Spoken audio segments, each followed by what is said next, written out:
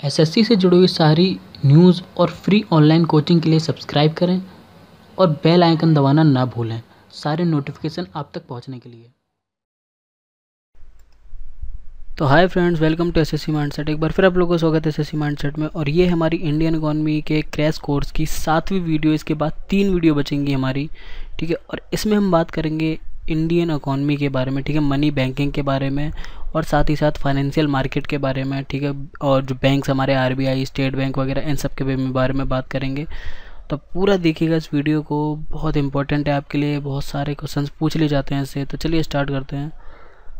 तो पहला, सबसे पहले कि मनी एंड बैंकिंग क्या है, ठीक है। देखिए, अगर मनी की बात करें तो money is that which is generally legally regarded as means of payment in the settlement of all transaction including डेब्ट, ठीक है। तो सीधे सीधे वो ये कह रहा है कि मनी एक वो लीगल ज़रिया है या एक वो कानूनी ज़रिया है, लीगली कह रहा है वो, जिसको हम पेमेंट करके कोई भी चीज़ को सेटल कर सकते हैं, कोई भी ट्रांजेक्शन को सेटल कर सकते हैं, कोई चीज़ खरीद सकते हैं, कुछ भी कर सकते हैं मनी के मनी अगर हमारे पास है तो, ठीक है। मनी क्या क्या काम करता है, देखिए, money perform the following functions, ठीक है। क्या? Money of medium of exchange भी कर सकते हैं। मार्केट में जाते हैं, हम गुड्स के बदले मनी देते हैं और वो हमें मार्केट वाला गुड्स देगा, ठीक है। यूनिट ऑफ अकाउंट्स, ठीक है। अकाउंट्स के अंदर जो बैलेंस होता है वो भी हमारी मनी होती है, ठीक है। उसके बाद होता है स्टैंडर्ड ऑफ डिफर्ड पेमेंट, ठीक है। तो जो भी हमारा जितनी भी पेमेंट होती हैं वो सारी मनी के ही थ्रू होती हैं। ये नहीं कि हम कुछ और दे रहे हैं पेमेंट, वो जितनी भी हैं वो हमारी मनी है। चाहे वो ई बैंकिंग हो, चाहे वो हमारी कैश पेमेंट हो, वो सारी जिसमें क्या यूज़ होता है, मनी यूज़ होती है, ठीक है। स्टोर ऑफ वैल्यू, ठीक है। मनी जो मनी होती है ना, वो आपकी कोई भी गुड्स होती है ना, उसकी एक वैल्यू फिक्स कर देती है, ठीक है। पहले क्या था कि यार गुड्स खरीदने के लिए आप गेहूं भी यूज़ कर सकते थे, कोई भी सामान दे सकते थे, सामान के बदले सामान था। पर अब नहीं है ऐसा। अब हर चीज़ की एक फिक्स वैल्यू हो गई है जो आप मनी देने के बाद उससे खरीद सकते हैं, ठीक है। बेसिस ऑफ क्रेडिट क्रिएशन, देखिए क्रेडिट क्रिएशन का क्या मतलब है। क्रेडिट क्रिएशन का मतलब ये जो मनी है ना, वो आपका एक तरह का जितने भी क्रेडिट्स होते हैं, जितने भी आपकी जो फंक्शंस होते हैं मनी से रिलेटेड, उन सबको बनाता है ये, ठीक है। पहले क्या था कि जब मनी नहीं थी तो उससे जुड़े हुए जितने भी एक्टिविटीज़ थी वो नहीं होती थी। पर अब जब से आपका मनी आ गया है, ठीक है, तब से सब कुछ बदल गया, ठीक है। तो क्रेडिट क्रिएशन क्या है, देखिए। और एक इसमें थोड़ी चीज़ और ये भी हो गई है कि पहले जब मनी नहीं थी, पहले क्या था, सामान के बदले हमें सामान गिरवी रखना पड़ता था। लोग अपना घर गिरवी रखते थे, कुछ करते थे, ठीक है। पहले कोई लोन नहीं होता था, ठीक है। अब क्या है, अब बैंक आपको क्रेडिट देता है, मतलब लोन देता है, ठीक है। अब लोन की जो सुविधा है वो भी स्टार्ट हो गई है जब से मनी आई है, ठीक है। उसके बाद है basis of distribution of national income, ठीक है। नेशनल इनकम जो है डिस्ट्रीब्यूट करने की, वो भी अब हमारी स्टार्ट हो गई। पहले क्या था कि जब नेशनल इनकम हम एनालाइज ही नहीं कर पाते थे क्योंकि हमारी मनी नहीं थी। जब से मनी आई है तब से हम नेशनल इनकम को भी एनालाइज और डिस्ट्रीब्यूट कर सकते हैं, ठीक। उसके बाद आता है इंडियन करेंसी। देखिए, अगर इंडियन करेंसी की, ठीक है, तो इंडियन करेंसी क्या है आपकी, देखिए इंडियन करेंसी जो होती है ना, वो देखिए दो तरह से होती है। एक तो कॉइन्स में होती है, एक आपके नोट होते हैं, ठीक है, जो आपकी कागज़ वाली करेंसी होती है। तो जो पेपर करेंसी है आपकी, वो रिजर्व बैंक ऑफ इंडिया बनाता है, ठीक है। और जो नोट्स होते हैं ना आपके, या जो कॉइन होते हैं, सॉरी, जो कॉइन होते हैं वो आपके फाइनेंस मिनिस्ट्री जो होती है वो बनाती है, ठीक है। तो ये दोनों से का अंतर है। कॉइन भी आरबीआई नहीं बनाता है, आरबीआई सिर्फ नोट बनाता है और कॉइन बनाती है फाइनेंस मिनिस्ट्री, ठीक है। उसके बाद आता है आपका बैंकिंग। देखिए, अगर बैंकिंग की बात करें तो जो पहला कमर्शियल बैंक खुला था वो खुला था 1770 में, एलेक्जेंडर एंड कंपनी ने खोला था, ठीक है। और हिंदुस्तान बैंक के नाम से खुला था, जो एक सक्सेसफुल नहीं रहा था, फेल हो गया था, ठीक है। तो कौन सा बैंक पहली बार खुला था इंडिया में, वो खुला था हिंदुस्तान बैंक 1770 में, ठीक है। उसके बाद जो बैंक ऑफ बंगाल जो 1806 में बना, ठीक है। बैंक ऑफ मद्रास जो 1843 में बना, और बैंक ऑफ बॉम्बे 1840 में बना, ठीक है। तो ये 3 प्रेसिडेंसी बैंक थे जो सबसे पहले बने इंडिया में, ठीक है, प्रेसिडेंसी बैंक। और इनको मिलाकर, ठीक है, इंपीरियल बैंक ऑफ इंडिया 27 जनवरी 1921 में बना दिया गया, ठीक है। उसके बाद है कि on July 1955 Imperial Bank of India nationalise and named as State Bank of India. और इसी इंपीरियल बैंक ऑफ इंडिया को 1955 में नेशनलाइज कर दिया गया और नाम बदल दिया गया स्टेट बैंक ऑफ इंडिया के नाम से, ठीक है। और पंजाब नेशनल बैंक जो हमारा बैंक है वो 1894 में बना था, ठीक है। और ये पहला इंडियन बैंक है जो अभी तक चल रहा है, ठीक है। और पहला नेशनल बैंक था जो प्योरली इंडियन था, ठीक है, या ट्रूली इंडियन बैंक था, आप ये समझ लीजिए, ठीक है। और जो आज तक चल रहा है, ठीक है, सबसे पुराना 1894 में से। जो बाकी थे उनका तो नाम बदल गया तो उनकी बात नहीं करेंगे, ये अभी तक अपने ही नाम पे टिका हुआ है। देखिए अब ये है बैंकिंग स्ट्रक्चर, ठीक है। देखिए बैंकिंग स्ट्रक्चर में सबसे पहले क्या आता है, bank of banks, reserve bank of India या एपेक्स बैंक ऑफ इंडिया। उसके बाद शेड्यूल बैंक्स होते हैं 2 टाइप के, कौन कौन से, कमर्शियल बैंक होता है, ठीक है, और कॉर्पोरेट बैंक होता है। कमर्शियल बैंक भी देखिए 4 टाइप के होते हैं, पब्लिक सेक्टर बैंक होते हैं, प्राइवेट सेक्टर बैंक होते हैं, फॉरेन बैंक्स होते हैं, और रीजनल या रूरल बैंक या फिर आरआरबीज होती हैं, ठीक है। और जो कोऑपरेटिव बैंक होते हैं वो आपके urban cooperative plus state cooperative होते हैं, ठीक है। उसके बाद जो पब्लिक सेक्टर होता है वो आपका होता है nationalise bank plus IDBI banks, ठीक है। और दूसरा टाइप क्या है, स्टेट बैंक ऑफ इंडिया और उसके 5 जो एसोसिएट्स हैं जो जो अब नहीं रहे हैं, अब मर्ज हो गए हैं, पहले 5 एसोसिएट्स थे, ठीक है। अब देखिए रिजर्व बैंक ऑफ इंडिया, अब इसके बारे में पढ़ते हैं कि जो रिजर्व बैंक ऑफ इंडिया है ये सेंट्रल बैंक है एकदम, मतलब जो मेन बैंक है वो है, या supreme monetary authority of India है, या तो कहें सबसे बड़ी जो अथॉरिटी है मॉनेटरी अथॉरिटी वो इंडिया की आरबीआई है, ठीक है। आरबीआई अप्रैल 1935 में बना था, ठीक है। इसका जो सेंट्रल ऑफिस है वो कोलकाता में है अंडर आरबीआई एक्ट, ठीक है। और जो उसका हेडक्वार्टर है वो है मुंबई में। और इसके 4 लोकल बोर्ड्स हैं, 4 लोकल बोर्ड्स हैं जो कोलकाता, दिल्ली, चेन्नई और मुंबई में है, ठीक है। RBI was established with 5 crore as its capital as a private share holders bank, ठीक है। और ये 5 करोड़ अपनी कैपिटल के साथ पहली बार इस्टेब्लिश हुआ था, जिसके अंदर प्राइवेट शेयर होल्डर्स भी थे बैंक के, ठीक है। 5 करोड़ रुपए मतलब 5 करोड़ कैपिटल थी इसके पास, चाहे वो मनी के तौर पे हो चाहे वो आपके पेपर्स के तौर पे हो, 5 करोड़ कैपिटल के साथ ये पहली बार चालू हुआ था, ठीक है। RBI was nationalise on January 9, 1949, ठीक है। और 1 जनवरी 1949 को ये नेशनलाइज हो गया था, ठीक है, ये राष्ट्रीयकरण हो गया था इसका। उसके बाद है फंक्शन ऑफ आरबीआई। आरबीआई क्या क्या करता है, देखिए आरबीआई पहली बात तो सेंट्रल बैंक ऑफ इंडिया है, ठीक है। दूसरा कि it acts as a banker to the central and state government, जो गवर्नमेंट्स होती हैं उनके लिए भी ये बैंकर की तरह काम करता है, उनको लोन्स वगैरह या मनी प्रोवाइड कराता है, ठीक है। It announces the annual policy statement, ठीक है। जो एनुअल पॉलिसीज़ होती हैं, जितनी भी जो मॉनेटरी और क्रेडिट पॉलिसी आती हैं, ठीक है, वो सब कौन बनाता है, वो कौन बनाता है, अनाउंस करता है, वो करता है आरबीआई, ठीक है। उसके बाद है ये advisory of the government, it act as advisory of the government, ठीक है। जितनी भी फाइनेंशियल पॉलिसीज़ होती हैं, एक्टिविटीज़ इंडिया में चल रही हैं, उनको उनके लिए एडवाइस भी कौन देता है, आरबीआई देता है, ठीक है। It act as a bankers bank and supervisor, ठीक है। देखिए बैंकों के लिए भी बैंकर की तरह काम करता है, जैसे बैंक को अगर पैसे की जरूरत है तो ये आरबीआई बैंक उन्हें पैसा देता है, ठीक है। It act as a controller and money supply and credit, देखिए और ये कंट्रोल भी करता है, मनी को कंट्रोल करता है, सप्लाई भी करता है और लोन भी देता है, ठीक है। इट मैनेज फॉरेन एक्सचेंज, देखिए फॉरेन एक्सचेंज जो है, जैसे जो फॉरेन में एक्सचेंज होता है मनी का, डॉलर से रुपये में, रुपये से डॉलर में, उसको भी ये मैनेज करता है।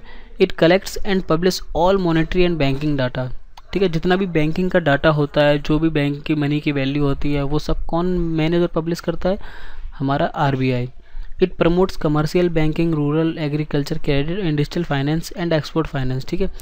और ये जितनी भी हमारी कमर्शियल बैंकिंग होती है, रूरल एग्रीकल्चर लोन्स होते हैं, इंडस्ट्रियल फाइनेंस या रिपोर्ट होती हैं, वो सबको कौन प्रमोट करता है, आरबीआई, ठीक है। करेंसी चलाता कौन है, करेंसी इशू कौन करता है, वो भी आरबीआई करता है। It act as a central clearing house for inter banking transaction, ठीक है। और इंटर बैंकिंग जो ट्रांजेक्शन्स होते हैं ना, उनमें जो सेंट्रल क्लियरिंग हाउस होता है वो भी आरबीआई काम करता है।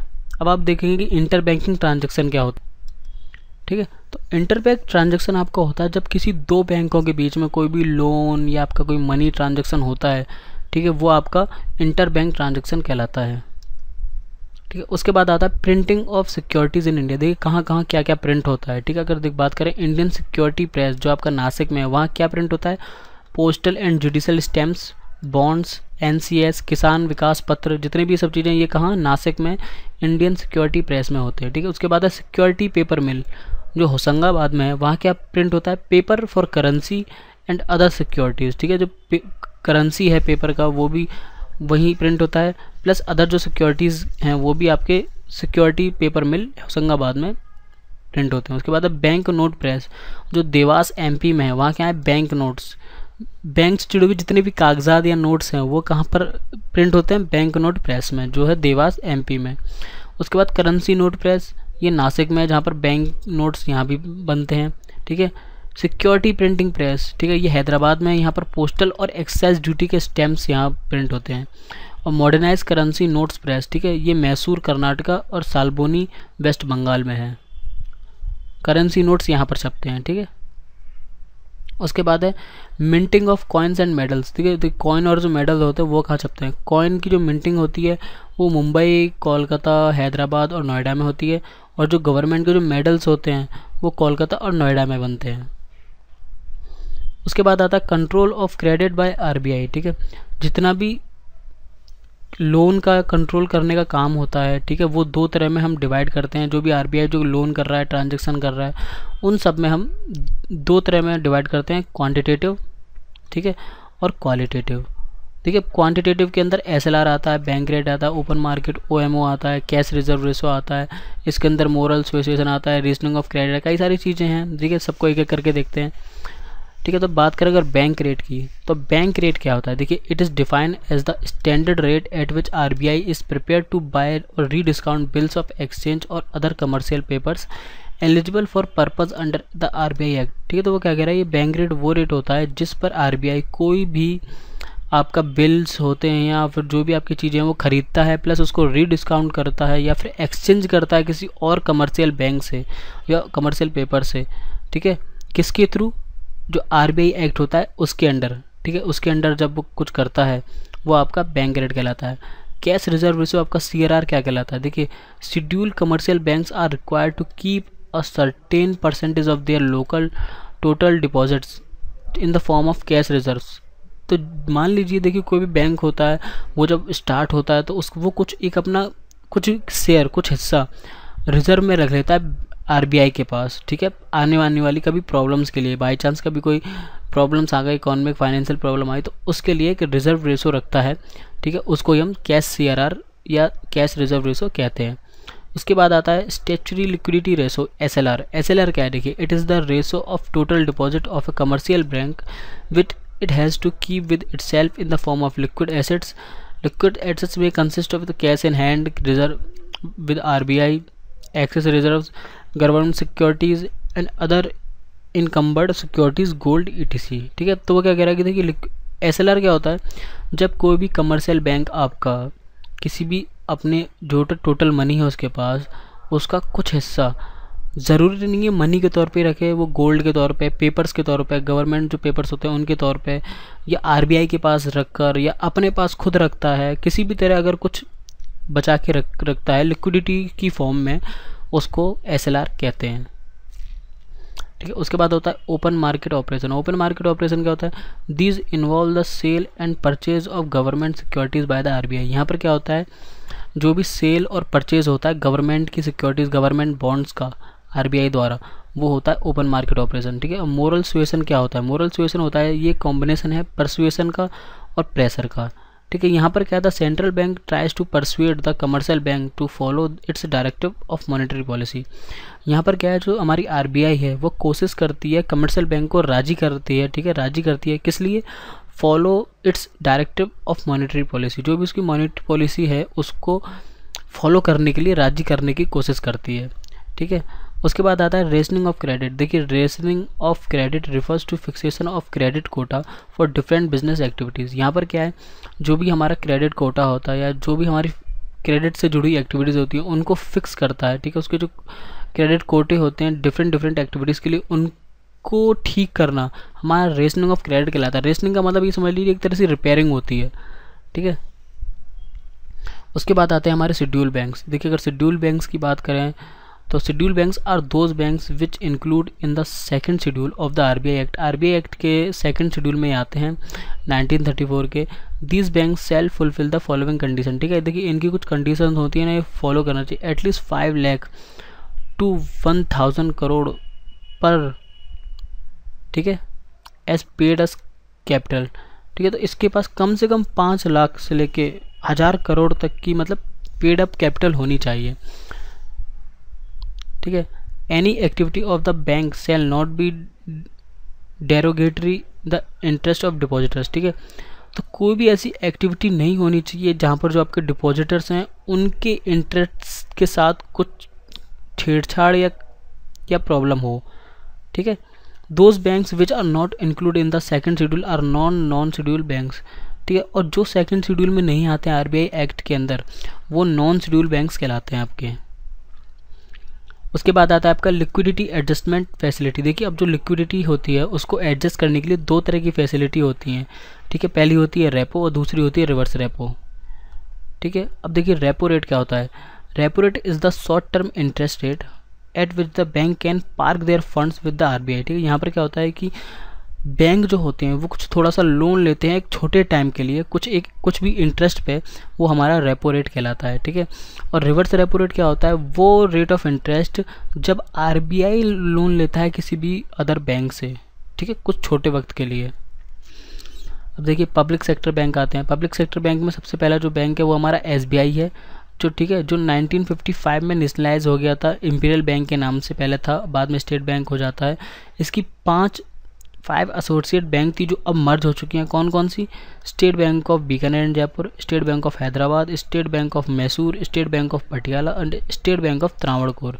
ठीक है, ये 5 बैंक अब इसी बैंक में मर्ज हो गई हैं, और मर्ज होने की वजह से ये दुनिया के सबसे बड़े 50 बैंकों के अंदर अब एसबीआई शामिल हो गया है। ठीक है, उसके बाद आता है नेशनलाइज्ड बैंक्स। ठीक है, जो पहला नेशनलाइज्ड बैंक था, ठीक है, वो 19 जुलाई 1969 में हुआ था। ठीक है, यहाँ पर 14 कमर्शियल बैंक जो थे उनको नेशनलाइज किया गया था। ठीक है, और उनके पास मोर देन 50 करोड़ रिजर्व था।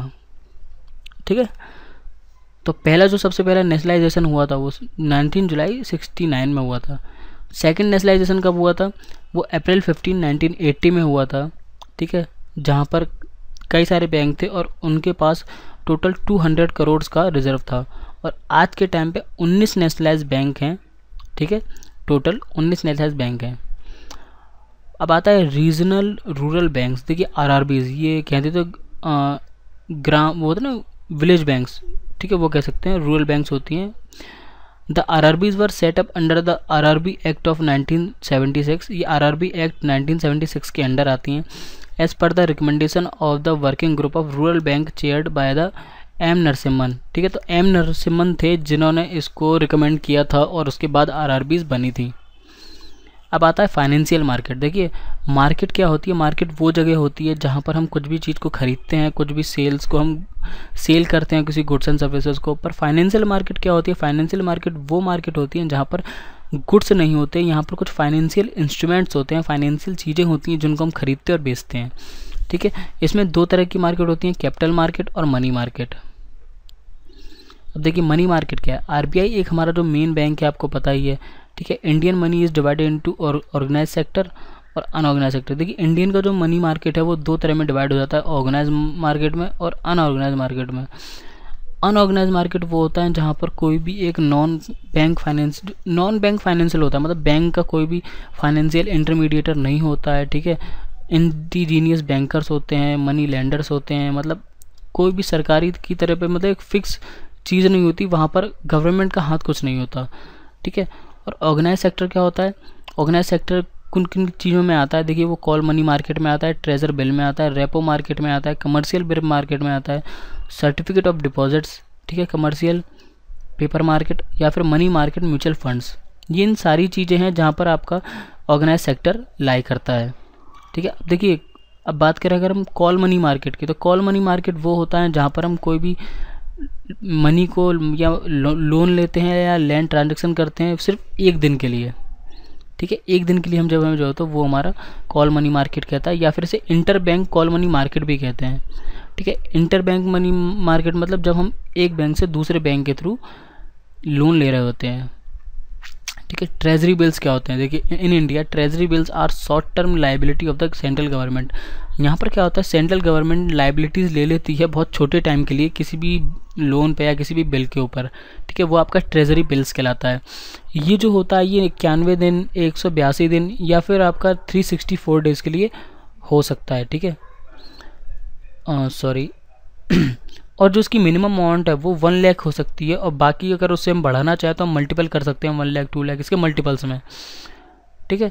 और जो रेट ऑफ इंटरेस्ट होता है इस ट्रेजरी बिल्स का या फिर इन लोन्स का जो हम ट्रेजरी बिल्स के थ्रू ले रहे हैं वो मार्केट डिटरमाइन करती है, ठीक है, वो मार्केट पे डिपेंड करता है। अब आता है हमारा कमर्शियल पेपर। देखिए कमर्शियल पेपर को CP भी कहते हैं, कनॉट प्लेस नहीं है, ये कमर्शियल पेपर्स हैं। Is an unsecured money market instrument issued in the form of promissory note, ठीक है। यहाँ पर क्या होता है, एक कमर्शियल पेपर होते हैं, मान लीजिए हम किसी कुछ मनी दे के हमें कुछ कमर्शियल पेपर ले लेते हैं या जहाँ पर हम मतलब प्रॉमिस करते हैं कि हम उनका पैसा चुकाएंगे, कुछ भी करेंगे, ठीक है, ये हमारे कमर्शियल पेपर होते हैं। एक तरह से मान लीजिए कि हम कमर्शियल पेपर के ज़रिए हम कुछ भी अपना कुछ कह सकते हैं कि यहाँ पर अगर हमने पैसा नहीं चुकाया तो हमारी ये चीज़ आप हमसे ले सकते हैं, ठीक, गिरवी रखना मान लीजिए। It was introduce in India in 1990, ठीक है, ये 1990 में पहली बार कमर्शियल पेपर इंडिया में आए थे, ठीक है। Enabling high rated corporate borrowers to diversify their sources of short term borrowing and provide an additional instrument to investors, ठीक है। यहाँ पर क्या है, जब ये आए थे तो बहुत हाई रेटेड जो कॉर्पोरेट बोरोवर्स थे, जो जैसे विजय माल्या टाइप मान लीजिए, उन्होंने कमर्शियल पेपर्स का यूज़ करके बहुत सारा लोन ले लेते, जो बहुत छोटे टाइम के लिए ले लेते थे, जिसकी वजह से उन्हें एक एडवांस इंस्ट्रूमेंट मिल गया था इन्वेस्टर्स के लिए, जहाँ पर वो उससे ज़्यादा मुनाफा कमाते थे, ठीक है।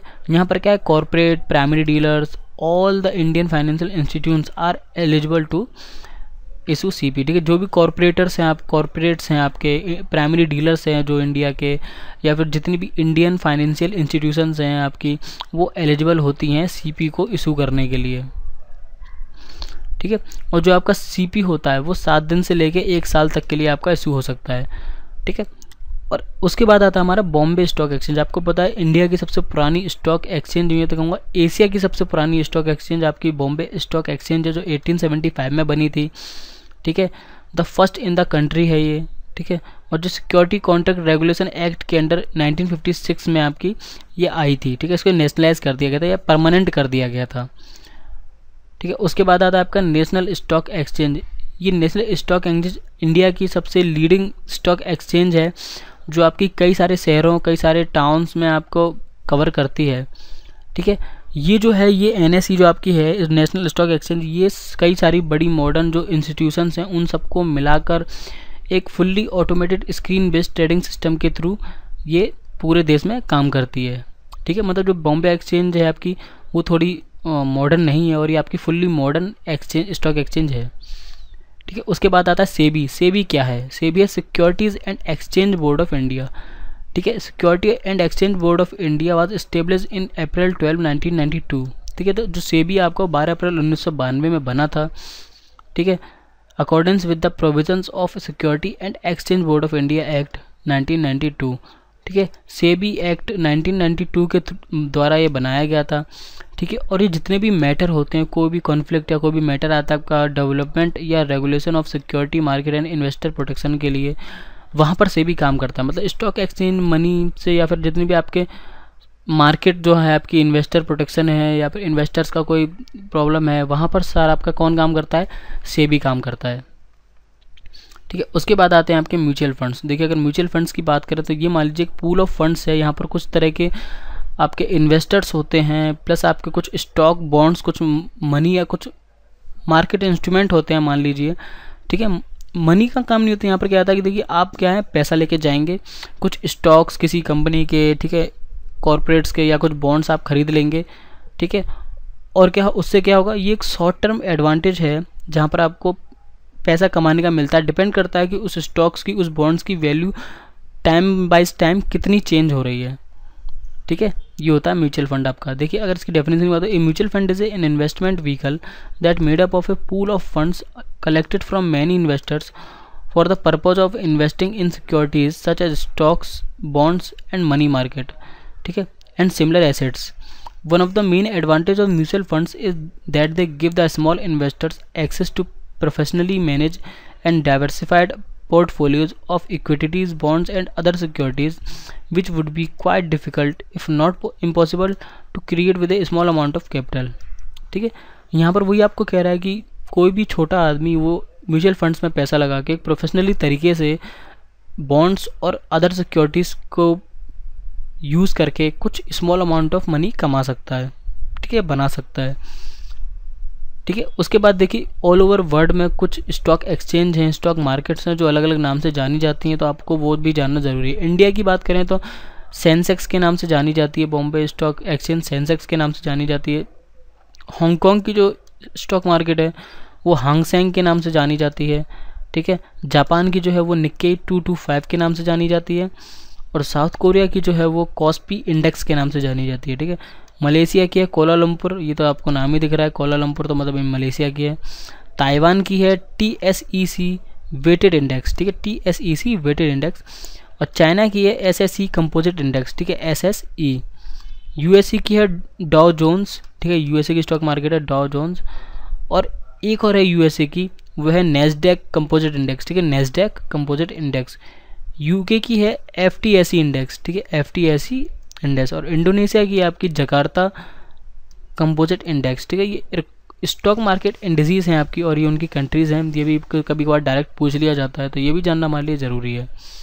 ठीक है, तो यहाँ पर ये हमारा पार्ट हमारा पूरा ख़त्म होता है। आई होप कि आपको वीडियो पसंद आई हो। अगर पसंद आई है तो प्लीज़ इस वीडियो को लाइक करें, अगर आप कुछ पूछना चाहते हैं तो कमेंट करें, और अभी तक आपने सब्सक्राइब नहीं किया तो प्लीज़ सब्सक्राइब कर सकते हैं। फिर मिलेंगे नेक्स्ट वीडियो में, तब तक के लिए bye, thanks for watching and वंदे मातरम।